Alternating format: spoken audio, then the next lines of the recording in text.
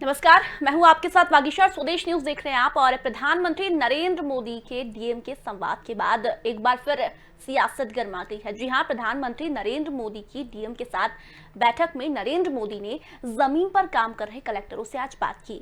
प्रधानमंत्री ने कहा कि ये बीमारी रूप बदल रही है।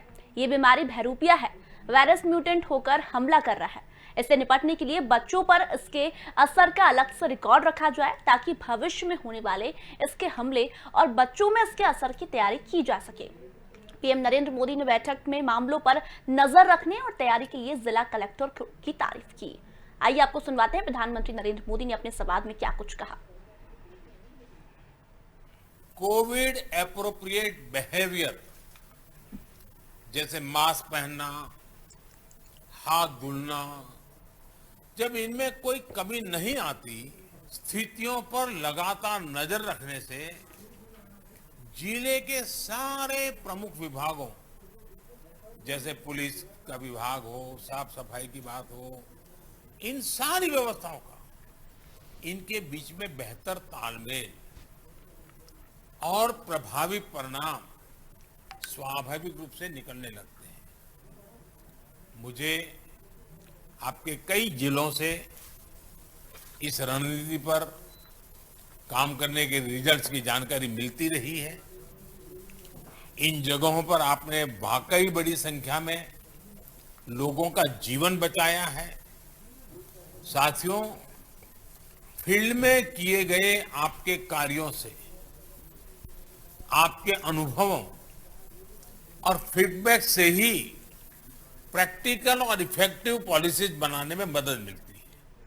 लेकिन पीएम के सवाल के बाद सियासत गर्मा गई है। पीएम की इस बैठक से सीएम ममता बनर्जी नाराज है। पीएम की इस बैठक में पश्चिम बंगाल की मुख्यमंत्री ममता बनर्जी भी शामिल हुए, लेकिन बैठक के बाद उन्होंने आरोप लगाया कि उन्हें बैठक में बोलने नहीं दिया।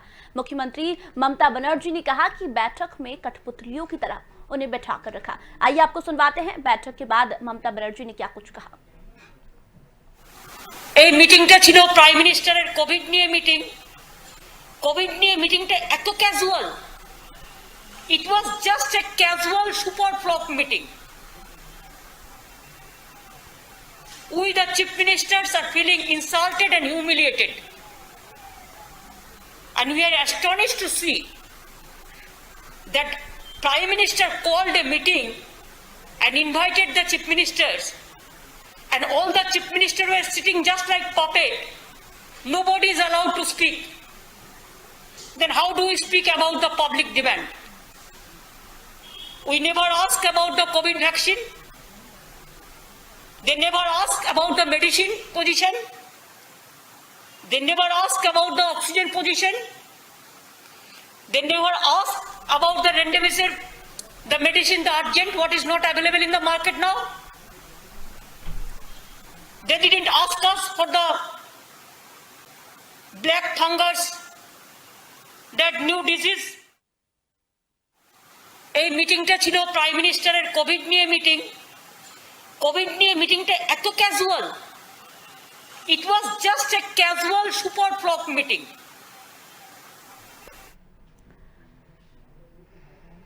तो बता दें, प्रधानमंत्री नरेंद्र मोदी ने आज एक संवाद किया जो डीएम के साथ होना था। 9 राज्यों के मुख्यमंत्री उसमें शामिल हुए, लेकिन ममता बनर्जी इस बैठक से नाराज हो गई। उन्होंने बैठक के बाद एक प्रेस कॉन्फ्रेंस की और कहा कि हमें अपमानित महसूस हो रहा है। हमें इस बैठक में कठपुतलियों की तरह बिठाकर रखा, हमें कुछ बोलने नहीं दिया। ये बैठक सिर्फ प्रधानमंत्री नरेंद्र मोदी की ही थी। आज की चर्चा इसी पर करेंगे, लेकिन कुछ मेहमान हमारे साथ मौजूद है, उनसे एक बार आपका परिचय करवा देते हैं। हमारे साथ बीजेपी नेता गोविंद मालू जी जुड़ रहे हैं, कांग्रेस से हमारे साथ पक्ष रखेंगे ओमकार नाथ सिंह, और टीएमसी से पक्ष रखने के लिए हमारे साथ सोफिया खान जी मौजूद है। आप तीनों का बहुत बहुत स्वागत है स्वदेश न्यूज पर।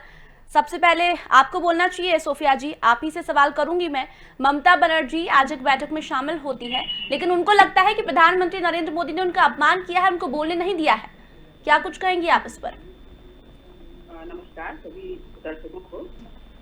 देखिए, सबसे बड़ी बात है कि प्रधानमंत्री ने जो भी किया वो कोई नया नहीं है, क्योंकि वो हमेशा जो है मन की बात तो उनकी हम सुनते ही आए हैं। जन की बात बहुत कम किया उन्होंने इन 7 सालों में।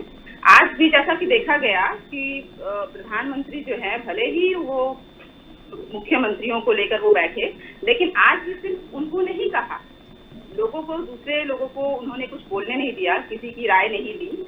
और हमारी जो मुख्यमंत्री हैं ममता बनर्जी, वो इसी बात से चिढ़ी हुई है, इसी बात से वो नाराज हैं। वो सिर्फ अपने लिए नाराज नहीं है, बल्कि वो सारे मुख्यमंत्रियों के लिए नाराज हैं कि एटलीस्ट अगर आपने उन लोगों को लेकर एक वर्चुअल मीटिंग की तो इसका कोई फायदा क्या था? क्या वो लोग सिर्फ कठपुतली की तरह वहां पर एक शो पीस के जैसा बैठे हुए थे?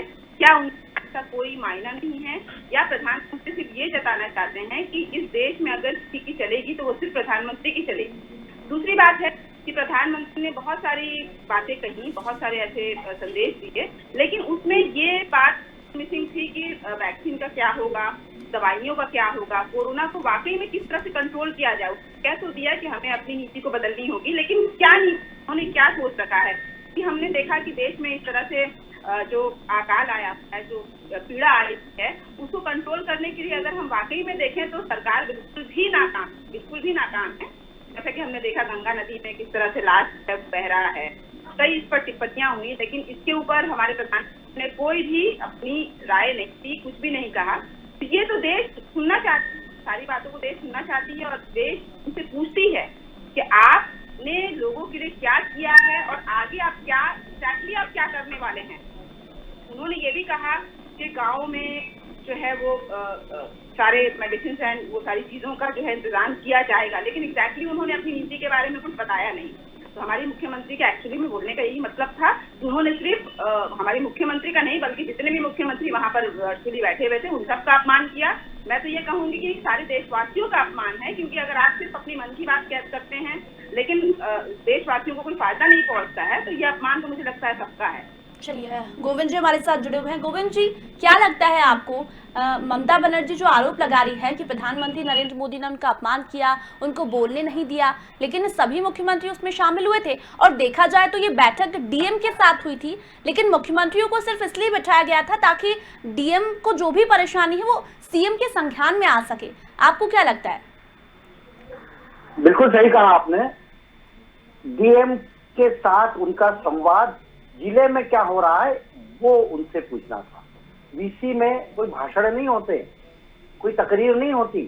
और ममता बनर्जी तो जिस तरह से आहत हैं, अभी इस चुनाव के दौरान जिस तरह से उनकी चूल्हे हिलाकर रख दी गई बंगाल में, प्रधानमंत्री जी ने लगातार रैलियां की, और उसके बाद अभी सीबीआई ने जो उनके मंत्रियों और जो नारद कांड में शिकंजा कसा, उसकी पीड़ा उनको है। वो कुछ भी करते रहें और बाकी सब मौन रहें। बंगाल की स्थिति क्या है देखिए, स्वास्थ्य राज्य का विषय है, समवर्ती सूची में थोड़ी है। राज्य स्वास्थ्य की सारी व्यवस्थाएं स्टेट को देखनी है। केंद्र सरकार गाइडलाइन देगी, सुविधाएं देगी, लेकिन उसका हमने देखा है कि प्रधानमंत्री पीएम केयर फंड से कई जगह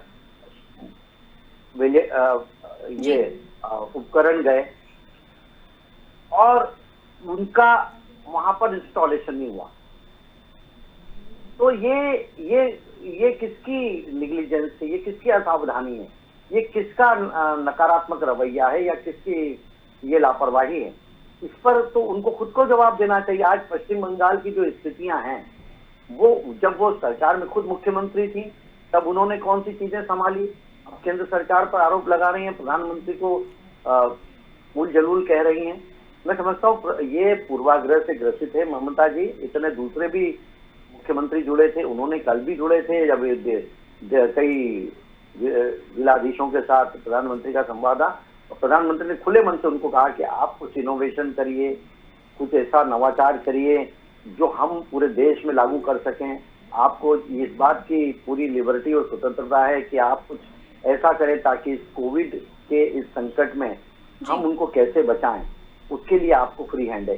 ये सब प्रधानमंत्री जी ने कहा। एक लोकतांत्रिक देश का एक मुखिया, वो उनको फ्री हैंड दे रहा है अपने नौकरशाहों को, और उनसे ये कह रहा है कि आप जमीन पर जहां पर हैं वहां पर आपको जो स्थितियां लग रही हैं उसमें उन्होंने किसी से परहेज नहीं किया, अलग अलग स्टेट के लोगों को लिया। और मुख्यमंत्री जी भी थे साथ में रहते हैं, लेकिन मुख्यमंत्री जी को यदि कोई शिकायत हो तो सीधी बात करें, उनको क्या जरूरत है उसकी सीधी बात करें। लेकिन स्थानीय सोर्सेस तो उनको ही उपलब्ध कराना पड़ेंगे, उनके बारे में उनको चिंता करना पड़ेगी। लेकिन उनको केवल चर्चा में बने रहना है ममता जी को, उनको पूर्वाग्रह से ग्रसित वो प्रधानमंत्री के खिलाफ हैं, इसके कारण उन्होंने इतना सारा बवंडर किया है और ये नकारात्मक रवैया उनका है। सोफिया जी, समय उनको जी गोविंद जी, बहुत सारे सवाल हैं, आपके पास भी आऊंगे, सोफिया जी आपके पास भी आऊंगे, लेकिन कांग्रेस से हमारे साथ जुड़े हुए हैं।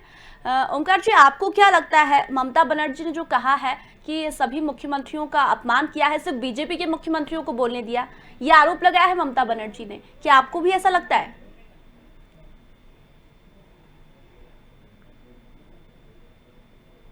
ओंकार जी, आप तक मेरी आवाज पहुंच पा रही है?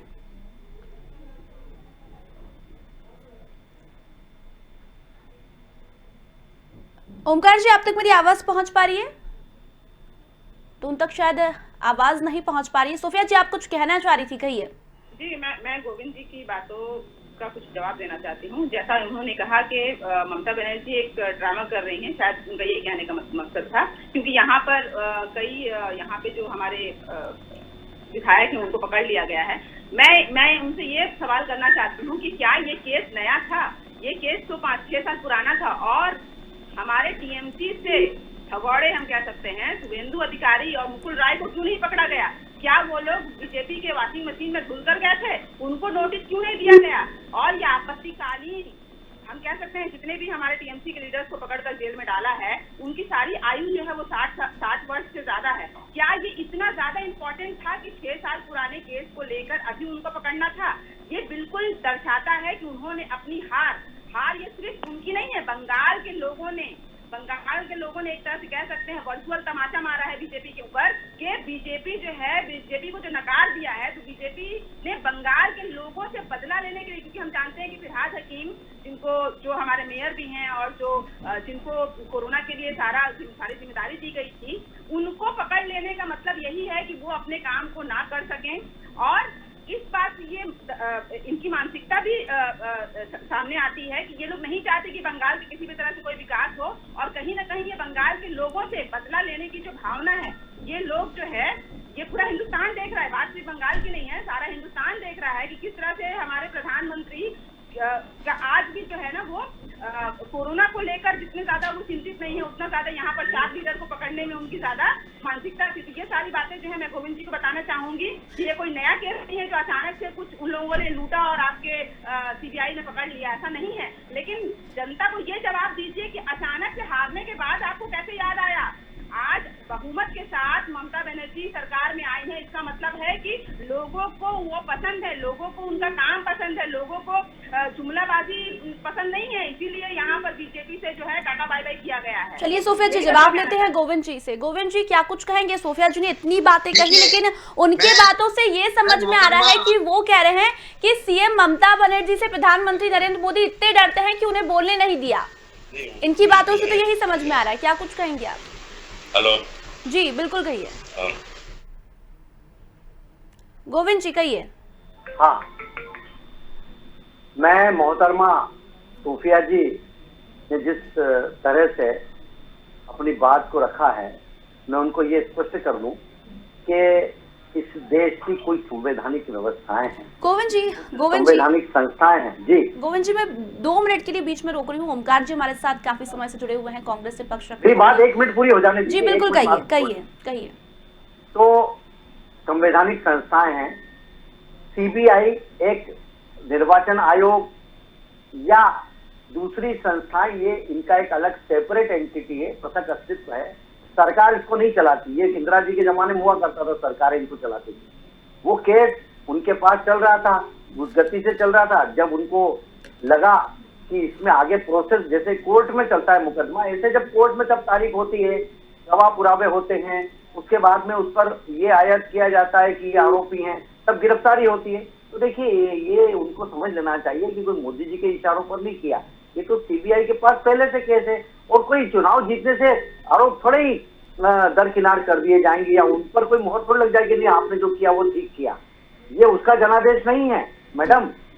और दूसरी बात ये है कि जिस तरीके से आप कहें, हम तो बंगाल में 2.25 करोड़ से ज्यादा वोट मिले हैं भारतीय जनता पार्टी को, और जो मार्क्सवादी और कांग्रेस की क्या हालत हुई, 0 सीटें मिली उनको। तो ये जो डेमोग्राफी बदलने का ये जिहादी समूह का भारतीय जनता पार्टी समर्थन नहीं करती। ये तो वोट बैंक के लिए किसी भी जिहादी समूह का समर्थन करने लग जाती है। इस देश में यदि रहना है तो भारत के संविधान का भी पालन करना पड़ेगा, भारत की संस्कृति और सभ्यता का भी पालन करना पड़ेगा। इस देश में रहकर किसी दूसरे देश के प्रति उनका दिल धड़कता है तो उस देश में चले जाए। चलिए, ओमकार जी हमारे साथ जुड़े हुए हैं। सोफिया जी आपके पास आऊंगी, लेकिन ओमकार जी जुड़े हुए हैं। ओमकार जी, क्या लगता है ममता बनर्जी ने जो आरोप लगाया है आज प्रधानमंत्री नरेंद्र मोदी के ऊपर कि सिर्फ बीजेपी के मुख्यमंत्रियों को बोलने दिया, जो हम लोग ममता बनर्जी को बोलने नहीं दिया, कांग्रेस से जो जुड़े थे उन्हें नहीं बोलने दिया, क्या लगता है आपको? देखिए, अगर ऐसा किया है प्रधानमंत्री ने तो बहुत ही गलत किया है। या तो आप किसी मुख्यमंत्री को न बोलने देते, और जब आपने बोलने दिया तो आपको सबकी समस्याओं को सुनना चाहिए था। अब आप ये बताइए, अगर प्रधानमंत्री सीधे जिलों के कलेक्टर से बात करेंगे तो इसका क्या मतलब है? इसका मतलब तो ये हुआ कि मुख्यमंत्री अयोग्य है, मुख्यमंत्री की बात पर उनको विश्वास नहीं है। तो जब मुख्यमंत्री की बात पर विश्वास नहीं है तो वो क्या प्रदेश के संचालन स्वयं करना चाहते हैं? तो स्वयं करना चाहते हैं तो राष्ट्रपति शासन लगा दें और चलाएं अपना यहाँ से बैठ के, कौन उनको मना कर रहा है? लेकिन ये सुन लीजिए गोविंद जी, मेरी बात सुन लीजिए, मेरी बात गोविंद जी बात सुन लीजिए। कौन कर दिया?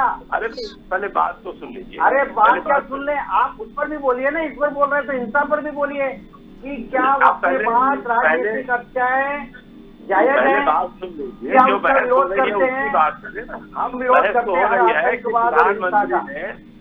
प्रधानमंत्री ने मुख्यमंत्री बैठक में बहस इस पर हो रही है कि प्रधानमंत्री ने मुख्यमंत्री बैठक में भाजपा के मुख्यमंत्रियों को बोलने दिया और अन्य राज्यों के और अन्य बहस, ओमकार जी बहस इस पर नहीं हो रही है, ये ममता बनर्जी ने आरोप लगाया है कि सिर्फ बीजेपी के मुख्यमंत्रियों को बोलने दिया है। बहस इस पर हो रही है कि क्या आपको भी ये लगता है कि मुख्यमंत्रियों का अपमान किया? बैठक डीएम के साथ थी, कहिए। एकदम अपमान किया, वही तो मैं कह रहा हूँ, उनसे बात कर रहे हैं। मैं वही तो कह रहा हूँ कि मुख्यमंत्रियों का उन्होंने अपमान किया है, और अपमान इसलिए किया है कि जब आप अपनी बात कह रहे हैं तो मुख्यमंत्री की बात को सुनिए। जब तक आप मुख्यमंत्री की समस्या को नहीं सुनेंगे तब तक आप उसका समाधान क्या करेंगे? सवाल तो इस बात का है। और मुख्यमंत्री को बुला के भाषण दे के और चले जाना, इसका कोई मतलब नहीं है, ये वेस्ट ऑफ टाइम है। अगर ये प्रधानमंत्री इस तरह से कर रहे हैं तो ये देश के साथ एक तरह से विश्वासघात कर रहे हैं। ये इनको नहीं करना चाहिए। इनको सारे मुख्यमंत्रियों की समस्या को सुनना चाहिए और उसका समाधान करना चाहिए, तभी ये बीमारी से मुकाबला कर पाएंगे। ऐसे नहीं कर पाएंगे बीमारी से मुकाबला। ये क्यों नहीं मुख्यमंत्रियों को, ये इन्होंने भाजपा के मुख्यमंत्रियों को ये निर्देश दिया, उत्तर प्रदेश के मुख्यमंत्रियों को क्या इन्होंने इस मीटिंग में ये निर्देश दिया कि जो प्रयागराज में जो अन्य गंगा के किनारे नदियों के पास में लाशें दिखाई जा रही है, गड्ढे में खोदी के दबाई गई हैं, इसका आपको क्या करना है? इसको आप जलवाइए, इसको समस्या का समाधान कीजिए। क्या ये प्रधानमंत्री का कर्तव्य नहीं था इस मीटिंग में बोलने का? तो खाली तारीफ करना है अपने मुख्यमंत्रियों की और बाकी लोगों को कुछ बोलने नहीं देना है, इससे मतलब नहीं चलेगा। चलिए गोविंद जी, उनकी समस्या सुननी चाहिए। गोविंद जी क्या कुछ कहेंगे? विपक्ष सोफिया जी भी और ओमकार जी लगातार ये कह रहे हैं कि प्रधानमंत्री नरेंद्र मोदी ने अपमान किया है। बात का स्पष्ट कर दिया कि ये डीएम के साथ बैठक थी, जिलाधीशों के साथ बैठक थी, और चूंकि वर्चुअल मीटिंग में तो जितना समय होता है, इतने सारे 50-52 जिलों के जिलाधीश है, उनसे उनकी बात सुनना है। किसी मुख्यमंत्री को बकवास करने की जरूरत नहीं है जो पूर्वाग्रह से ग्रसित हो। वो उनकी बैठक होगी, उसमें अपनी बात कहें, बाहर आके कुछ भी करना। अरविंद केजरीवाल ने उसको लाइव कर दिया, उनके साथ बात की थी, क्या किया उन्होंने? उसका अनुपालन किया, बाद में उन्होंने माफी मांगी। ये इस तरह का न्यूट्रल नहीं चलेगा देश में। एक प्रजातंत्र में पद्धति है, उस अनुसार आचरण करना पड़ेगा। ये इस तरह से पूर्वाग्रह से ग्रसित होकर इस पेंडेमिक में भी राजनीति करने का अधिकार किसी को नहीं है। वो डीएम के साथ बात कर रहे थे, मुख्यमंत्रियों के साथ बात नहीं कर रहे थे। जब मुख्यमंत्रियों के साथ बैठक थी, उस बैठक को लाइव क्यों किया? अरविंद केजरीवाल ने इस पर तो कोई विपक्ष का नेता नहीं बोला, उन्होंने खुद ने माफी मांगी। देखिए इस तरह से ये अनुशासनहीनता तो कोई भी बर्दाश्त नहीं करेगा। तो हमारे प्रधानमंत्री जी तो बहुत अनुशासनप्रिय व्यक्ति है और पूरे देश को एक नजरिए से देखते हैं। ऐसा नहीं कि वोट बैंक को उनको अलग देख लिया, बाकी लोगों को अलग देख लिया। हम सबको समान रूप से हम योजनाएं बनाते हैं, सवाल मेरी बात बुझाने दीजिए। आप टीएमसी के प्रवक्ता नहीं हैं। आप अभी बात चल रही ममता बनर्जी, तो उनके पिछलग्गू होने के बाद भी आपको मिला क्या? आप उनकी सी-डी टीम हो गए, आपके यहाँ से आपको लात मार के गई हो, तो आप अभी भी चिरौरी कर रहे हैं उनकी। आपको तो शर्म आनी चाहिए। हमको किस हालत में ला दिया आपको ममता बनर्जी ने कांग्रेस को जो पछाड़ कर मारा है और मार्क्सवादियों को, आपके हमजोली मार्क्सवादियों को, मौलाना साहब। चलिए एक एक करके बोलिए, आप एक एक करके बोलिए। चलिए सोफिया जी से जवाब लेते हैं। सोफिया जी आपके पास आऊंगी। बीजेपी ने इस बैठक के बाद ये भी कहा है, जो ममता बनर्जी ने आरोप लगाया उसके बाद केंद्र ने ये कहा है कि ममता बनर्जी सिर्फ ड्रामा करना चाहती थी। डीएम की बात को रद्द करके ममता बनर्जी ने कहा कि मैं बोलूंगी। देखिए, कहने के लिए तो बहुत कुछ कहा जा सकता है, लेकिन मुख्यमंत्री का अपना एक ओहदा होता है। और मुख्यमंत्री, हम जैसा कि हमने देखा कि 1 महीना पहले किस तरह से चुनाव में प्रधानमंत्री ने किस तरह से रैलियां की, इसका मतलब है कि बंगाल उनके लिए बहुत ज्यादा इम्पोर्टेंट था। और बंगाल को हारने के बाद खिसियानी बिल्ली खंबा नोचे, ये तो हर बीजेपी के प्रवक्ता के बातों से आज स्पष्ट है। तो बंगाल को हारने के बाद बंगाल की शेरनी, जिसको हम कह सकते हैं, मुख्यमंत्री, हमारी मुख्यमंत्री ममता बनर्जी, इन्होंने, इनका अपना एक मान सम्मान है। किसी भी मुख्यमंत्री का अपना एक मान सम्मान होता है। तो हमारा ये सिर्फ कहना है कि क्या डीएम के साथ साथ मुख्यमंत्री को सिर्फ कठपुतली, सिर्फ दिखावे के लिए, सिर्फ लोगों के सामने एक शो पीस के लिए रखा गया था? अगर मुख्यमंत्री को बोलने नहीं दिया गया, मुख्यमंत्री की बातों को सुना नहीं गया, तो मुख्यमंत्री को बुलाने की जरूरत क्या थी, आवश्यकता क्या थी? क्या ये सिर्फ टाइम वेस्ट करवाने के लिए लाया गया था, या लोगों को ये दिखाने के लिए लाया गया था वर्चुअली मीटिंग में कि देखिए मैं अकेला सिर्फ नहीं बोलता हूँ, मेरे साथ साथ मुख्यमंत्री यहाँ पर बैठी हैं, जो लोग मुंह पर ताला लगा लें। लेकिन हमारी मुख्यमंत्री ममता बनर्जी एक ऐसी मुख्यमंत्री हैं जो कभी भी किसी भी अन्याय के खिलाफ जो है वो चुप नहीं रही हैं, ना ही वो आगे भी कभी चुप रहेंगी। और इस बात से प्रधानमंत्री बहुत ज्यादा भयभीत होते हैं और शायद इसी को लेकर उन लोग इसका ड्रामाबाजी नाम देते हैं। लेकिन एक्चुअली में ये है कि ममता बनर्जी के अंदर एक ऐसी ताकत है कि वो सवाल करती हैं, वो वाकई में सवाल करती हैं, और उनको जो बुरा लगता है, वाकई में जो बुरा लगता है, वो उसके खिलाफ आवाज उठाती हैं। ये है हमारे मुख्यमंत्री। क्या कुछ कहेंगे? अभी इन्होंने कह ही दिया कि उनके पास इतने सवाल होते हैं, इतनी ताकत है कि प्रधानमंत्री नरेंद्र मोदी भी उनके सवालों से डर जाते हैं।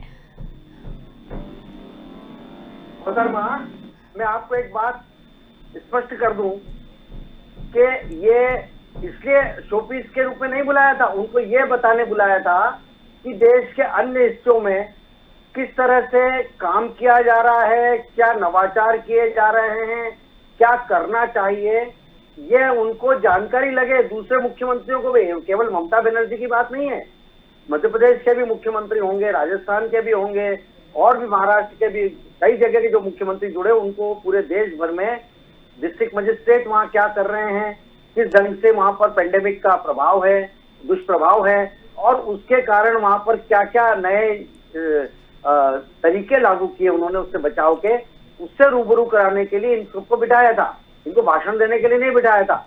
और दूसरी बात यह है मोहतरमा कि ये मंच राजनीति करने का नहीं था, ये उससे कोरोना से निपटने के लिए, महामारी से निपटने के लिए रचनात्मक सुझाव देने का, और रचनात्मक सुझाव जो आए हैं उसको ग्रहण करने का था। इसलिए ये सब चीजें तो ममता जी की डिक्शनरी में ही नहीं है, क्योंकि वो तो निर्मम है। ममता जी ने चुनाव जीतने के बाद जो निर्ममता वहां पर हिंसा फैलाई है, क्या हम उससे, देश का कोई भी नागरिक उससे सहमत हो सकता है कि वहां पर जो कार्यकर्ता थे भारतीय जनता पार्टी के, उनको आप इस तरह से उनको हत्या कर दें, उनको मारें, उनका खून बहाएं? ये कौन सा आप में हिंसा में भरोसा है आपका? और वहाँ की डेमोग्राफी बदलने के लिए आप एक किसी धर्म समुदाय को आप सर पे बिठाएं और भारत की संस्कृति और सभ्यता के साथ खिलवाड़ करें। ये भारत का वो राज्य है बड़ा सेंसिटिव, जैसे कश्मीर की हालत हुई, ऐसी हालत करना चाहती ममता जी, ये भारतीय जनता पार्टी नहीं होने देगी।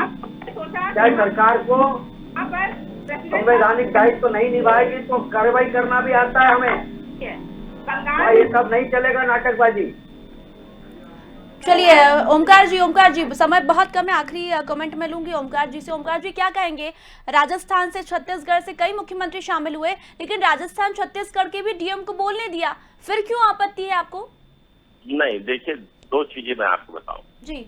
अगर आपको शासन चलाना है, ये तो उनका बड़प्पन है कि उन्होंने बोलने दिया। आप मुख्यमंत्री का अपमान कर रहे हैं। अगर मुख्यमंत्री लेखपाल से और स्टेशन ऑफिसर से बात करके और जिले की क्या कहते हैं एडमिनिस्ट्रेशन को सेट करेंगे तो नहीं कर पाएंगे। प्रधानमंत्री को कलेक्टर से तब बात करनी चाहिए जब उनकी समस्या का समाधान करते या प्रधानमंत्री को जानकारी होती। क्या प्रधानमंत्री ने प्रयागराज के कलेक्टर से पूछा, भाई कि आपके यहाँ इतनी लाशें कैसे गड्ढे में खुदी क्या कहते हैं गड़ी हुई हैं, आपने इसको क्यों होने दिया? क्या प्रधानमंत्री ने किसी से पूछा? किसी जिलाधिकारी से पूछा? रायबरेली के डीएम से पूछा इस बात को? तो जब आपने किसी से नहीं पूछा, आपको जानकारी नहीं है, तो आप डीएम से क्या सुनना चाह रहे हैं? कौन सा वार्तालाप करना चाह रहे हैं? खाली आप अपना वो दिखा रहे हैं कि हम बहुत इसमें गंभीर हैं और बहुत ये कर रहे हैं। ये नहीं चलता है।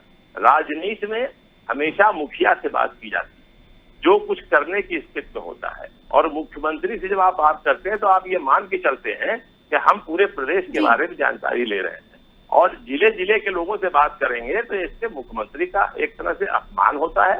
ये तो मुख्यमंत्री का बड़प्पन है कि मुख्यमंत्री ने कहा भाई ठीक है आप बात कर लीजिए। लेकिन क्या आप समझते हैं कि बिना मुख्यमंत्री के परमिशन के डीएम उनको बता देंगे कि साहब यहाँ ये हो रहा है, मुख्यमंत्री जी नहीं करने दे रहे हैं? जो पैसा रुपया देना है वो तो आप दे नहीं रहे हो। वैक्सीनेशन आप करा नहीं रहे हो कि वैक्सीन दो। आप क्या कहते हैं ये नहीं कह रहे हो कि आप टेस्टिंग खुद कराओ, ये किट हम इतने आपको भेज रहे हैं। आप ये नहीं कह रहे हो कि जो अब थर्ड वेव आने वाली है उसके लिए आप ये चीज करो, हम इतना रुपया मुहैया करा रहे हैं। तो जब आप ये सब नहीं कर रहे हो, ये सब किससे करोगे? डीएम से करोगे? ये तो आप मुख्यमंत्री से करोगे ना। आपका काम है एक रूपरेखा बना के समुचित मुख्यमंत्रियों को दीजिए और मुख्यमंत्री उसको अपने यहाँ क्रियान्वित करे, और जो नहीं करता है आप उससे जवाब तलब कीजिए।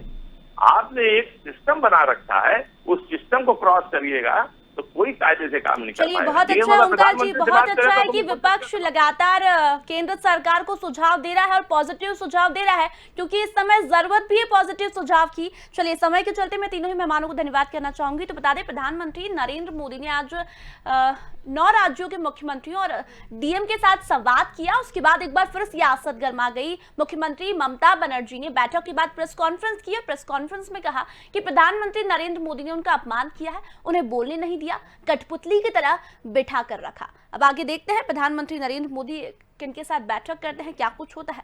फिलहाल इस चर्चा में इतना ही, जल्दी लौटेंगे, तब तक बने रहिए स्वदेश न्यूज के साथ। नमस्कार।